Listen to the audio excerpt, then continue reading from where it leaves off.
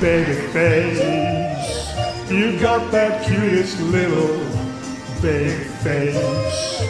There's not another one could take your place. Babyface, my old heart is jumping.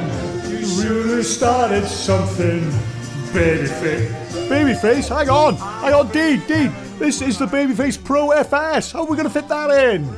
Hello squirrels and welcome to a Babyface edition of PPM6 TV. Babyface. Let's begin, as I did, with the Babyface Classic. Now, I had been using an iD44 from Audient, an excellent interface with four very high quality Audient preamps. It has twin ADAT inputs and outputs. It's got a very solid build quality. It's a fine interface.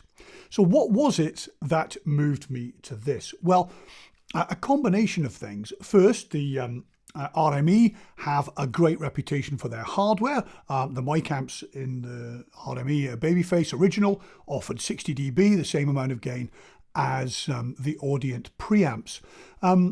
However, what's really central to the idea of the Babyface is portability.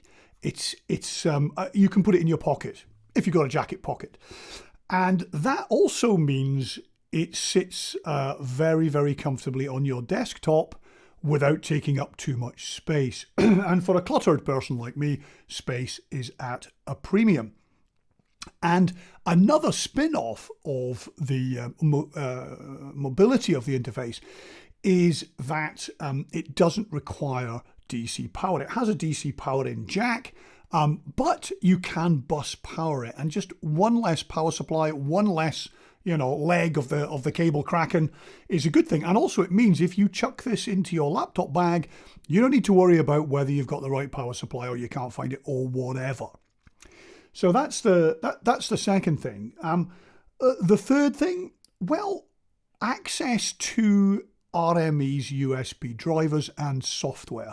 There's no doubt, if you read the reviews across the internet, RME are kings of USB drivers. And that was a very attractive proposition to me, and also their Total Mix software and their other audio tools are also an attractive proposition.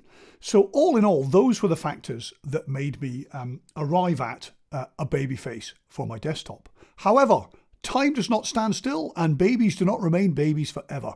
And RME upgraded the Babyface to the Babyface Pro, which looks like this. This, of course, is the latest version, the Pro FS, with the full steady clock on board. But basically, what they've done is, it's a bigger baby. Not by much. You can see, if I put them corner to corner, the footprint isn't dramatically bigger. However, the build quality has been upped, and this really, really is a beautiful bit of equipment, and it feels so solid in the hand. The other thing they've done is got rid of the breakout cable. With the Babyface original, you had a breakout cable with your analog on it.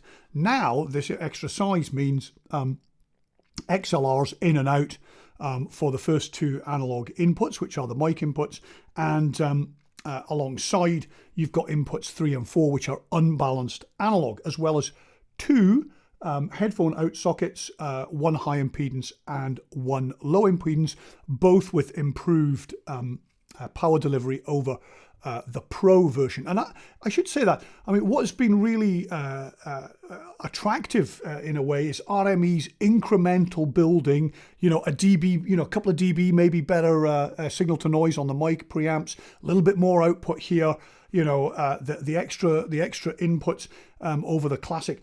It's a constant upgrade. And on the side here, we've got the digital, we've got ADAT in and out, which is, I think, very important to have the out as well as the in. MIDI on a breakout cable. Still got a DC in if you want to use it without bus powering. And a very clever recessed USB sockets. Now, we all know that USB sockets are among the worst things in the world, and micro USB was the pits, but even USB-C, the demands of professional audio are probably higher than most applications in terms of wanting to move stuff about, plugging, replugging, replugging. And what RME have done to recognize that is to stick with USB-B, which is the biggest and most solid of the connectors, and to recess it so that the cable actually engages there for a much more solid connection. And when it's your audio interface, that is another piece of solid engineering. So that's the FS. I said the full steady clock. There's also they've managed to get the latency down by a couple of samples. It's just pushing everything that little bit further for the latest iteration. We're obviously not listening to this now. It's in my hand. And so our next video will be looking at the preamps, well, especially because the preamps have gone up to 65 dB, which for a bus-powered interface is pretty impressive and is a key factor. Increasingly in streaming and everything, we're all turning to our SM7Bs and whatnots, maybe even a ribbon mic. We'll give those a shot in our next video. Thanks for dropping by. Do subscribe, it does help. Come back soon. Bye for now.